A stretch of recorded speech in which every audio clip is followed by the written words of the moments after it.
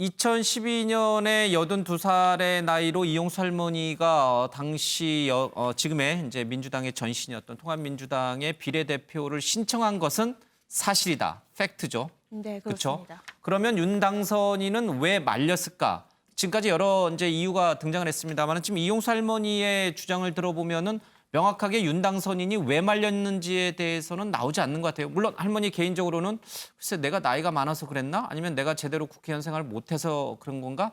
아마 이 정도만 추론이 가능한 것 같아요. 네, 그렇습니다. 말린 이유가 나와야 되는데. 예. 보도된 녹취록에 따르면은 뭐 여러 가지 이유를 윤 당선인이 대긴 하지만 오늘 인터뷰만 봐서는 할머니가 기억하시기로는 예. 왜 말렸는지는 모르겠다. 뭐 내가 나이가 많아서 말리지 않았겠느냐 이런 얘기를 합니다. 그러니까 구체적인 얘기 어떤 이유로 말렸는지에 대해서는 할머니의 기억이 예. 이제 남아있지 않은 상황으로 보이고요. 그럼에도 불구하고 내가 그래도 해야겠다, 좀 투쟁을 하겠다라고 분명히 의견을 제시한 것에 대해서는 또렷이 기억을 하고 있는 상황이었습니다. 윤 당선인이 당시에 말리긴 했습니다만 이용수 할머니는 비례대표 신청을 했어요. 그렇죠? 물론 공천을 받지 못해서 탈락은 했습니다만은 어쨌든 윤 당선인의 만류에도 불구하고 할머니는 비례대표 신청을 한 걸로 이제 그것은 팩트인 것으로 좀 보입니다. 우상호 지금 민주당 의원이 그런 얘기를 했어요. 할머니가 이렇게 두 차례 기자회견을 통해서 윤 당선인에 대해서 강도 높게 비판한 것은 바로 이용수 할머니의 비례대표 출마를 만류한 것에 대한 일종의 반발 때문이 아니겠느냐 이런 주장을 했는데 글쎄 이게 우상호 의원이 어떤 근거로 할머니의 이 두 차례 기자회견이 자신은 국회의원 못하게 말려놓고 정작 자신이 국회의원 나간 게 너무 괘씸하다, 배신감 느낀다. 이래서 정말 두 차례 기자회견을 통해서 윤 당선인을 저격한 것인가? 글쎄 우 의원의 얘기가 근거가 있는지는 모르지만 저 얘기 자체도 제가 보기에는 위안부 운동의 본질을 흐릴 수 있다. 상당히 논란이 되고 있습니다. 윤미향 당선자의 경우에 위안부 운동을 펼쳐온 활동가 그룹에서 대표성을 부여받았다면 그 내부의 논의 과정이 있었어야 된다. 뭐 정대협, 그다음에 다른 여성단체 또는 인권단체 등등이 다 합쳐져서 모아져 있는 정의기억 연대 그리고 그 이름으로 뭐 여러 가지 기부금도 받고 그다음에 피해자 할머니들을 돌보기도 하고 지금 그 자체가 문제가 되고 있지 않습니까? 이제 불투명한 회계 뭐 이게 이제 대표적인 건데 마찬가지로 위안부 할머니들 내에서도 위안부 할머니들 중에 목소리를 내는 분이 이용수 할머니 한 분만 있는 게 아니거든요. 말씀드렸듯이 92년에 김학순 할머니가 최초로 증언에 나섰고 돌아가신 김복동 할머니는 유엔 인권위에 가서 증언도 했고 이용수 할머니는 미국 의회 또 미국 캘리포니아 지방의회에 가서 증언을 했고 이렇게 각각 활동의 영역들이 다르고 활동의 시간대도 좀 다르고요. 이분들 중에 정말로 위안부 할머니들의 인권 문제를 위해서 정치권에 진출하는 게 필요하다라고 생각을 했다면 그분들 내에서 논의 과정에 대표성이 부여가 됐어야 되는 게 아닌가. 이용수 할머니가 만약 정말 이미 이제 기탁금, 공탁금도 냈고 2012년에 비례대표 신청을 했던 게 다 드러났기 때문에 이미 행동에 옮긴 거잖아요. 근데 왜 반대를 했을까? 그 반대가 저는 윤미향 간사 또는 뭐 이사장 개인의 의견 뭐 그리 있을 수 있겠죠. 그러나 중요한 건 피해자 할머니들 내부에서의 대표성을 과연 이용수 할머니가 부여받았느냐. 만약에 거기에서 대표성을 부여받는 과정에 충족이 덜 됐으면 불발이 될 수밖에 없었지 않았을까. 근데 우상호 의원의 얘기는 어찌됐든 우상호 의원의 얘기는 마치 이용수 할머니와 윤미향 당선자가 서로 정치권에 진출하는 거에 욕심을 내다 갈등을 벌인 것처럼 이런 오해를 줄 수 있기 때문에 이게 본질을 흐릴 수 있다. 그러니까 이용수 할머니가 과연 할머니들을 전체 대표할 수 있느냐 문제는 이제 잠시 뒤에 조금 더 좀 다뤄보겠습니다. 그러니까 우상호 의원이 왜 이런 주장을 했을까? 그러니까 이제 할머니가 근데 사실은 할머니 두 차례 기자회견에서 보면 윤미향 당선인이 위안부 운동을 끝까지 이제 문제를 풀기로 끝까지 하기로 얘기해 놓고선 자기 혼자 도망갔다. 그러니까 국회로 나가버렸다라는 이제 표현을 쓰면서 격하게 격노하셨거든요. 아니 그래서 이 문제는 두 자연인 간의 어떤 감정적인 그런 선을 얘기를 하는 거잖아요. 그러니까 이 문제를 지금 분노, 배신 프레임으로 들어가면 안 됩니다.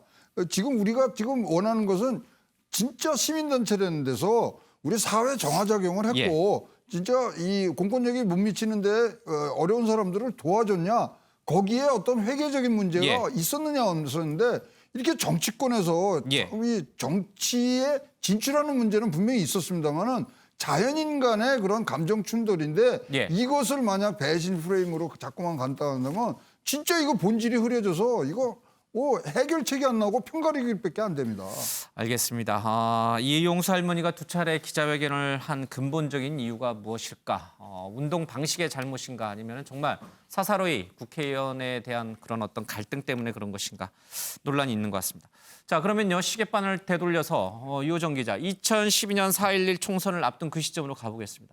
당시 이용수 할머니는 윤미향 당선인이 말리던 말리지 않던 뭐 그 맥락은 좀 따로 제쳐두고 본인은 비례대표에 나가게 돼요. 그렇죠? 공식 선언을 하게 돼요. 네, 그렇습니다. 이게 지난 2012년 3월 14일입니다. 선언한 게요? 네, 예. 어떻게 선언을 하게 되면요. 이날도 마찬가지로 수요 집회가 열렸어요. 예. 일본 대사관 앞에서 열린 수요 집회가 끝난 이후 이 할머니의 공식 이 선언이 진행이 되는 기자회견이 국회의원, 예. 열립니다. 이 회견에 이제 윤미향 당선인을 포함해서 정대협 관계자들이 일제히 불참했다라는 이 보도가 나왔는데요. 예. 그러니까 당일 그러니까 수요 집회에도 제가 확인을 해보니까 여느 때처럼 정대협 관계자들 그리고 이용수 할머니를 제외한 또 다른 이제 피해 할머니들이 이 집회에 예. 참석을 했더라고요. 근데 이 집회가 끝난 이후에 열린 기자회견이었으니까 예. 어떻게 보면은 그냥 바로 열리는 거니까 그 자리를 함께 했을 법도 한데 이 자리에 정대협 관계자들 할머니들은 모두 없었다라는 거죠. 지금 저 사진이 2012년 3월 14일 그러니까 4.11 총선을 앞두고 한 달여 정도 앞두고 할머니가 공식적으로 선거에 나가겠다 출마 선언한 자리인데 윤미향 당시 이사장 또 정대협의 관계자들은 모두 나오지 않았다. 근데 최봉태 변호사는 보이네요. 그렇죠? 그러니까 이 정대협 관계자들과 윤 당선인을 빼고 다른 사람들이 저 자리에 있었던 거네요. 네, 그렇습니다. 실제로 이 할머니께서 얘기를 하는 게 이 최봉태 변호사 보인다고 얘기를 했는데 예. 이 조선인 강제연행 조사단도 지지를 했다. 그러니까 일부 일본 이 강점기 때 피해를 입은 예. 이 단체들 일부 지지를 했다라는 이 얘기를 이용수 할머니가 이 책에서 하고 있어요. 예. 그러면서 기자회견에 뭐 대구 시민들 항상 내 고마운 고향 사람들도 함께 해줬고 예. 뭐 신부님, 스님, 목사님도 함께 있었고 뭐 여러 사람들이 함께 있었다라고 하는데 예. 여기에 정작 지금 이제 이용수 할머니와 30년을 함께 해온 정대협 얘기는 없었던 예. 상황인 거죠. 당시 이 할머니가 어떤 얘기를 했냐면 일본이 무릎 꿇고 사과해야 한다. 예. 국회의원이 되면은 일제강점기 피해자들을 대표해서 문제를 해결할 것이다. 이런 선언을 하는데 정작 정대협 관계자가 예. 없었다라고 하는 점은 어떻게 보면은 뭐 정확한 의도는 모르겠지만 바로 집회 이후에 열렸다는 점 이런 것들을 고려해 보면은 어떻게 의도적으로 예. 좀 자리를 피했던 상황 아닌가 이렇게 해석이 되고 있습니다. 저 총선 출마 선언 자리에 보니까 김복동 할머니, 기론옥, 이옥선 할머니 등 피해 할머니 6분이 참석을 했다. 그 가운데 글쎄요, 제가 정확히 나이는 모르겠습니다만은 이용수 할머니가 아마 저 피해 할머니들 가운데 가장 연세가 그래도 조금이라도 한두 살이라도 더 어렸던 것 같아요. 그러면요, 이 다른 피해 6분의 할머니가 물론 위안부 피해 할머니 전체를 대표하는 모집단이 되지는 않겠습니다만은 저 출마 선언하는 자리에 6분의 다른 할머니들이 5분의 다른 할머니 참석했다는 걸 보면. 나름의 대표성을 갖고 있다고 봐야 되는 거 아닌가? 대표로 내가 그럼 국회의원이 돼서 비록 82살의 나이지만 내가 위안부 문제 한번 해결해 보겠다. 국회 나름의 정당성을 확보한 것 같은데 왜 정대협 관계자들과 윤미향 당선인이 저기에서 할머니의 출마 선언을 지지하지 않았을까? 제가 아는 정보로는 그러니까 피해 할머니들 중에도요 정의기억연대 그 전에 정대협 예. 쪽과 긴밀한 관계를 유지하는 분들이 있고요. 또 그분들의 도움과 보호를 받는 분들이 있고 지금 이미 불거져 있습니다만 조계종이 만들어놓은 나눔의 집에 기거하시는 분들도 따로 있고요. 익명을 원하는 할머니들도 그렇습니다. 있고. 예. 그리고 이런 공동시설 아닌 곳에 그냥 개인적으로 계시는 분들도 또 더 계셔요. 예. 지금도 역시 17분의 생존자이기 때문에 그러니까 이분들의 어찌 보면 대표성을 확보한다는 거는 피해자 할머니들끼리의 모임 쉽지 않죠. 예. 그리고 이분들이 어찌 보면 제가 보기에는 이 정대협 그리고 정의기억연대가 시민단체로서의 순수성을 가지려면 과연 정치권으로 진입해야 되느냐 이거에 대한 어찌 보면 공론도 답도 내리지 못한 게 아닌가. 그러니까 이용수 예. 할머니의 당시의 문제제기 또는 이용수 할머니의 이 희망이 다른 분들에게 어찌 보면 비판의 대상이 됐던 게 그러니까 이번에도 마찬가지라는 거죠. 이번에도 윤미향 당선자가 지금 집권당의 비례대표로 됐는데 예. 그 되기까지의 과정에서 과연 피해자 할머니들 그리고 같이 활동을 했던 분들 그분들 내에 모두 공감을 얻었느냐? 공감을 얻었느냐 그걸 얻지 않았다면 바로 이런 문제는 터지는 건 시간 문제였을 알겠습니다. 그럼 궁금해지는 대목이 하나 있습니다. 최현미 기자.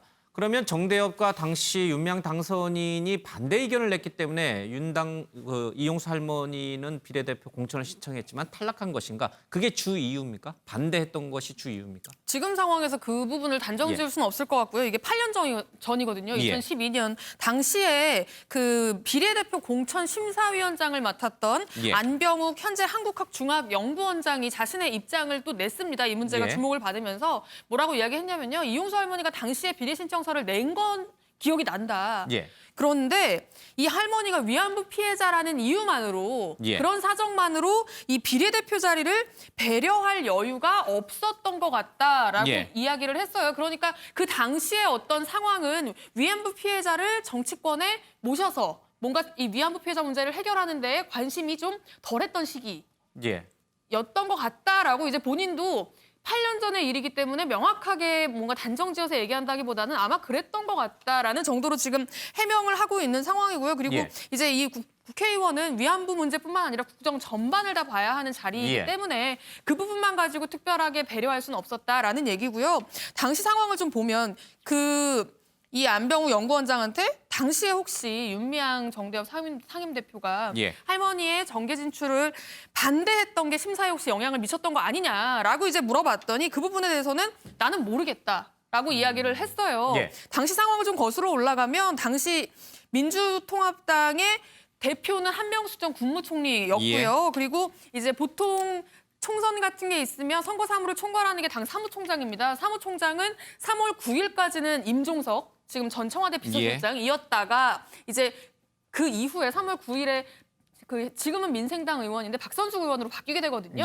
그러면서 이용수 할머니가 비례 신청을 했을 때는 박선숙 의원이 사무총장이었고요. 그런데 박선숙 의원 같은 경우는 지금 물어보니까 당시 기억이 하나도 나지 않는다라고 이야기하고 있는 상황입니다. 그렇기 때문에 할머니가 왜 비례 순번 40번 안에도 들지 못했는지 그 과정에 뭔가 정대협이라든지 뭐 다른 어떤 이해관계자들의 영향이 있었는지 이 부분에 대해서 규명하기는 좀 어려울 것 같습니다.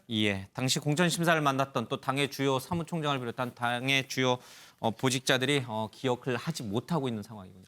윤미향 당선인의 반대 때문에 이용수 할머니의 공천이 탈락한 것인가? 그 부분은 조금 밝히기가 어려워진 것 같습니다. 어쨌든 간에 지금처럼 이렇게 모셔가지고 비례대표 상위 순번을 주는 그런 분위기는 아니었던 것으로 보입니다.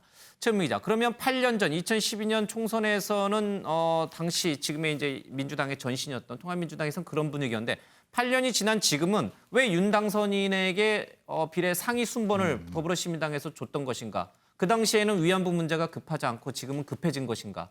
당시 할머니들이 더 살아계실 때 더 빨리 풀어야 된다는 목소리도 굉장히 높았던 걸로 아는데 뭐가 달라졌기 때문에 지금 윤 당선인을 상위 순번을 준 건가? 이 부분은 어떻게 설명을 할 수 있어요? 일단 이 부분에 대해서 우의종 더불어시민당, 지금 이제 없어진 당이지만 더불어시민당 전 대표가 이제 설명을 했는데요. 이번 공천 과정은 시민당이 진행을 했지만 이 시민사회 분야를 아예 나눠가지고 추천을 받았잖아요. 그때 이제 시민사회 분야에 그럼 누굴 추천할 것인가라고 이야기했을 때 제일 많이 거론됐던 단체가 정의연이었다고 합니다. 정의기억연대. 그러면 정의기억연대에서 누구를 추천할 것인가 했을 때 가장 많이 나온 것도 윤미향 당선인이었다고 하고요. 그래서 뭐 이론의 여지가 없었다 논의하는 사람들 사이에서는 그래서 우리가 먼저 윤미향 당선인에게 후보 신청을 좀 해달라고 제안을 한 거고 그러면서 성사가 됐다는 얘기인데요.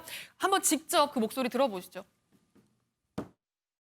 소수당으로서 원래 이 취지를 살리려면 다양한 목소리를 시민사회 목소리를 반영해야 되는데 정의연이 당연히 거론되었었고 누구도 뭐 이 정의연에서 비례 후보를 낸다는 것에 반대한 사람도 없었고 또 그랬을 적에 그럼 어느 분이 가장 대표적일까? 다음 질문이 그거였는데 그건 역시 누구도 이론 없이 윤미향 씨다. 윤미향 당선인 영입도 이해찬 민주당 대표가 직접 제가 했던 일이다. 이렇게 이야기를 했다고 지금 보도가 나왔거든요. 이건 어떻게 봐요? 민주당의 그 지지자의 표로서 저희 후보자들이 이제 당선이 된다는 것은 누구나 알고 있었기 때문에 이 저희 더불어시민당에 참여한 정당들과는 늘 긴밀한 협조 관계가 있었습니다. 이러이러한 명부가 우리는 선정했다. 너는 어떻게 생각하냐? 당연히 그런 어떤 그쪽에 지지자의 표가 오는 관점이기 때문에 그 내역은 사전에 알려줬죠. 네, 그렇게 저렇게 이야기를 했고요. 네. 그러면서 이제 이야기한 게 당시에 2012년에 할머니가 80을 넘었었다. 그 연세라면 사실 내가 옆에 있었어도 말렸겠다. 예. 우이종 전 대표 이렇게 설명을 했고요. 그러면서 그렇다면 왜 이번 총선 때 윤미향 당선인이 아니라 이용수 할머니, 피해자 본인을 비례대표로 모실 생각은 왜 안 했느냐라고 이제 질문도 했는데 그 부분에 대해서는 또 이제 나이 얘기를 했습니다. 어떻게 예.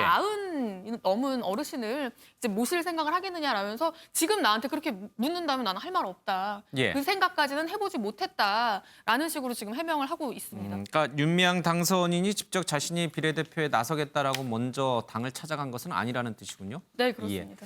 자, 이 과정에서 당에서 먼저 시민단체를 대표하는 정의연을 선택했고 정의연에서는 당연히 윤미향 당선인을 찍어서 먼저 신청을 하라라는 연락을 줬다는 거예요. 물론 이해찬 대표의 재가도 있었다는 뜻으로 지금 이제 내용이 읽힙니다.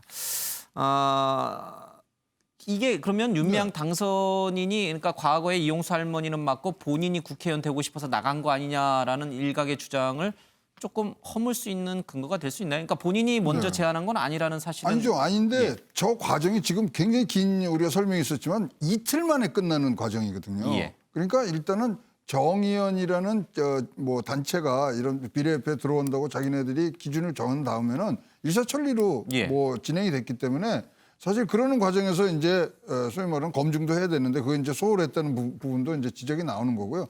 따라서 이것은 지금 뭐 할머니와 이런 관계, 윤미향 당선자의 관계 이것과는 분리를 시켜서 지금 예. 우리가 봐야 되는 그런 시점이라고는 보입니다. 예. 그렇기 때문에 이렇게 개인으로 지금 내려가면은 너무나 예. 할 얘기들이 많으니까 시민 단체의 눈높이를 놓고서 우리가 얘기를 해야 될 것 같습니다. 예. 그러나 한 가지 좀 궁금해지는 대목도 분명히 또 있습니다. 윤미향 당선인이 이용수 할머니를 만류할 때 출마를 만류할 때 글쎄 일단 그 보도에 근거하면은 굳이 국회의원이 되지 않아도 우리가 이 위안부 운동을 계속할 수 있고 일본의 사죄와 배상을 이끌어낼 수 있습니다라고 이제 그 보도에는 나옵니다.